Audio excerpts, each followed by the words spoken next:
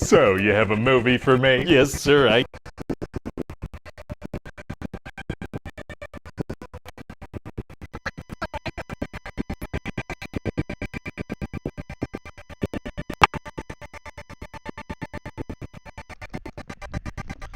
Forgot to turn my headphones on, and then I had it muted.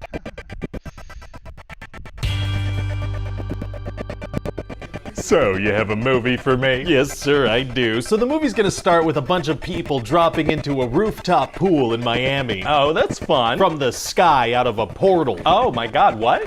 Stay tuned to later in the movie. Oh, you're doing that thing where you start the movie with a little clip from an action scene that's gonna happen later, just out of context? Yeah, you want to start with some action right away, you know, so people get hooked. That's a good point. So we're gonna meet this ex-military guy, Dan, right? And he loves science, and so does his little daughter, Murray. Oh. Am I the only one that doesn't think that looks like Chris Pratt? Okay. And so they're watching this soccer game, and on the field, these people come out of a portal, and they're like, there are aliens in the future, and they're killing everybody. Oh, this also happens right at the beginning of the movie. Yeah, we're like 6 minutes in at this point, right at the start here. Wow. Yeah, you want to start with some action right away, you know, so people get hooked. So then maybe we don't have to spoil that cool sky drop visual from later? Well, we're gonna. Okay. So we find out that in the future, aliens have killed like everybody. There's this war going on, and there are like 500,000 humans left. Oh, so these people come back to the past to stop the war from ever happening? No, they came back because they need to draft more people to go fight in the future. Wouldn't it be better to use the time to prepare for the war instead of jumping into a fight that already seems to be lost? Right. Well, then maybe it's a different timeline or something. So one of the people from the current timeline want to prepare themselves for their eventual future instead of jumping over to this timeline's fight where it already seems to be lost? Listen, sir, you can't be asking questions like that or there's not gonna be a movie, so I'm gonna need you to get all the way off my back. It's just that any way you look at it, it seems like a weird strategy, but let me get off of that thing. I'd like the movie to happen for sure. Me too. So, I was thinking this too when I saw the trailer, and the only way I can see it working is if, for some reason, the people in the future need their version to continue to exist. I mean, I understand they don't want to die, and if they go back in time and change the past, they basically cease to exist. But, that being said, like, maybe there's something there, like, maybe they need to encounter the aliens, or they need to be at a war for some reason. Maybe it's, you know, they want their technology or something, I don't know, but they can't just change things. They have to just keep, because it seemed kind of weird that they would send, first of all, it seemed weird that the people in the past would send their own people, like, why would they, even if it was like 5 years from now, why would you send them 5 years in the future when they could be spending that time with their family? But it also seems weird that they would just go back in time to get people when they don't need to. They could just, you know, prepare like he said. So yeah, I guess there must be a reason. I'll just assume that there's a reason for it. So do they draft like military people? Yeah, some, but also just like normal people, you know? So these aliens killed almost everybody in the future, and the plan is to send some more people and kind of see what happens? That's what we're going with, sir. So the world bands together for this mandatory draft that somehow only seems to involve Americans. Well, we are the ones making the movie, so it's only fair. It's only fair. So this guy Dan ends up getting drafted, right? Right, okay, pretty rigorous training, I imagine. Barely any. This one lady's gonna get sent to the future, and she's like still in her office clothes from work. But they show them the monsters and tell them what to expect and whatnot? Not really, no, because they say if they show people the monsters, then people aren't gonna want to go fight.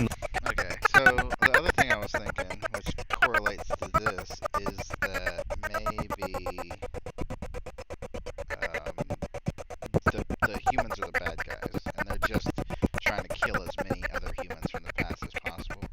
Which again doesn't make any sense, because if it's the same timeline, then they could do the whole grandfather paradox and kill themselves. And if it's not a new timeline, if it's not the same timeline and it's a new timeline, then I guess it doesn't matter. The war, they're too scary. But the draft is mandatory. It is, yeah, nobody has a choice in the matter. Okay. And also they're only sending people from the present that are already dead in the future, so it doesn't create like a paradox. Didn't you say that? Wait. What?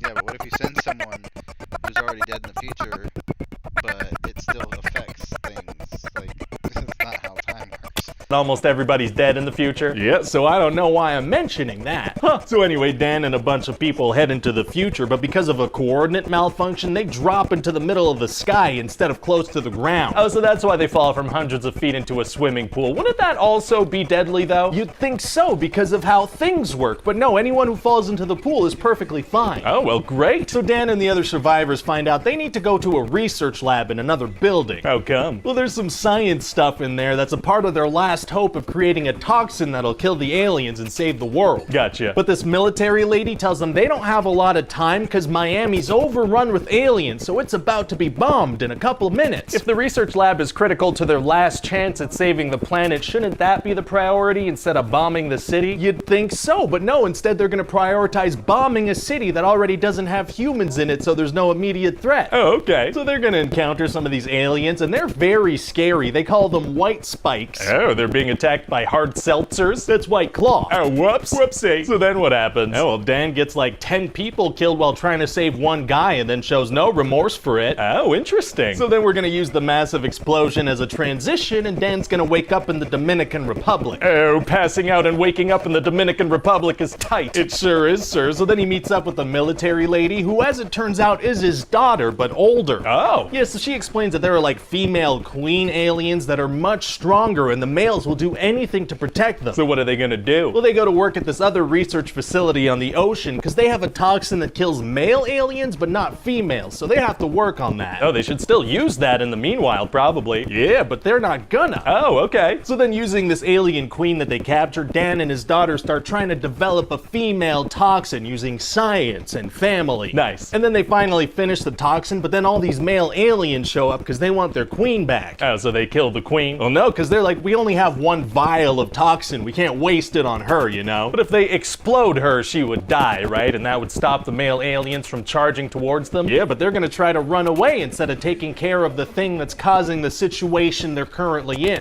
I downloaded this movie to watch, but after just watching and listening to this, I don't know if I want to watch it anymore. It seems like it's full of stupid people. Oh, okay. Interesting strategy. So then as they're running away, Murray's gonna get hit by an alien spike. Oh, no. And then she's gonna reveal that she brought Dan to the future so he can bring the vial back to the past, and he's the only one who can do it. Wouldn't he kind of be the worst person for the job since the plan involves abandoning his daughter? Like, wouldn't someone without emotional attachment be a better choice? Yeah, maybe. But I guess she must really trust him, huh? Actually, no, because in the past he ends up abandoning her, so she doesn't really trust this guy. Okay. And then she's gonna be falling off this platform towards a bunch of aliens.